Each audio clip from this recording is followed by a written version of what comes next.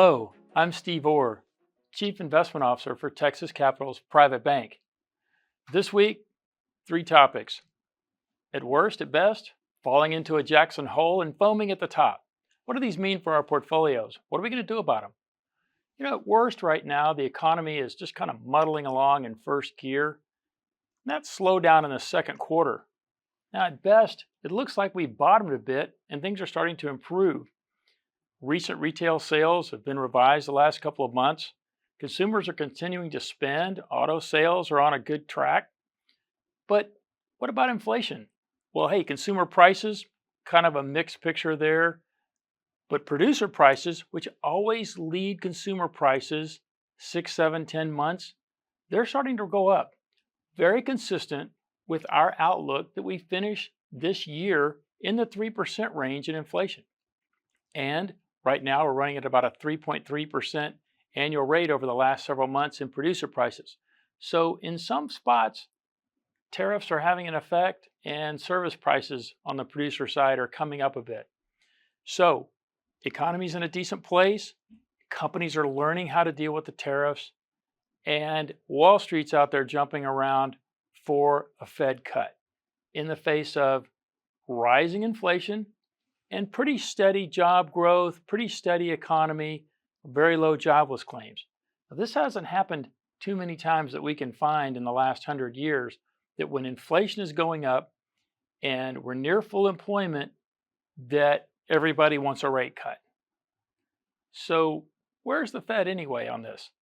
This Friday, Kansas City, Jackson Hole, their annual symposium. Chairman Powell will speak at 10 o'clock Eastern, and we might get a little bit more policy guidance or ideas as to what the Fed is thinking coming up to their mid-September meeting. And again, last September, well, debt ceiling, a lot of Treasury issuance as the Treasury refilled its checking account and corporations made their quarterly tax payments. That drains money out of the banking system. Same thing again this year. And what did the Fed do last year? They cut by 0.5%. So we could even see a rate cut in September or later in the fall that's just trying to counteract money coming out of the banking system and not really any kind of policy change that is, oh, we're giving up on inflation and we're worried about the economy, so we're going to cut rates over and over and over and over again, like Wall Street wants. And what we've seen time and time again over the last several years is Wall Street wanting more hikes than the Fed gave them, or more cuts than the Fed actually gave them. So we'll see if that holds true. We think it does. We think the Fed may cut 1 or 2 times, but nowhere near what Wall Street wants. So what does that mean for portfolios? We have a decent economy here. We're not sure which way the Fed's going, but if they do cut, that brings the short rates down a little bit. And there's so much more bond issuance and so much more debt to come out that the long end is going to keep rising a little bit. So if you're a bond investor, you stick to sort of that neutral interest rate sensitivity at the market level.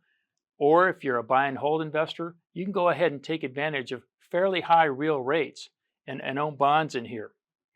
Now, Wall Street's foaming about rate cuts, but there's also frothy sentiment here near the top. And we've set more records recently in the NASDAQ and the S&P 500 than we can count. That's a wonderful thing. We love a strong rally, especially in August, because when you have a good July-August rally, you tend to have a fairly passable September, which is the worst month of the year historically for performance. So we're banging along here at the top, and we're doing so well with these rallies, especially in big tech, that is really argue all the tech companies, you can argue they're 40% of the S&P 500. Right now, the NASDAQ market value is bigger than our economy, about 105%. That's never happened before. So this frothy sentiment here kind of tells you you're probably at some kind of top. So it pays to be patient with your capital. So for portfolios, if you want to get into stocks, be my guest.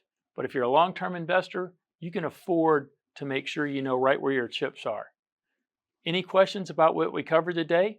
Please email me at steve.orr at texascapital.com. Till next time.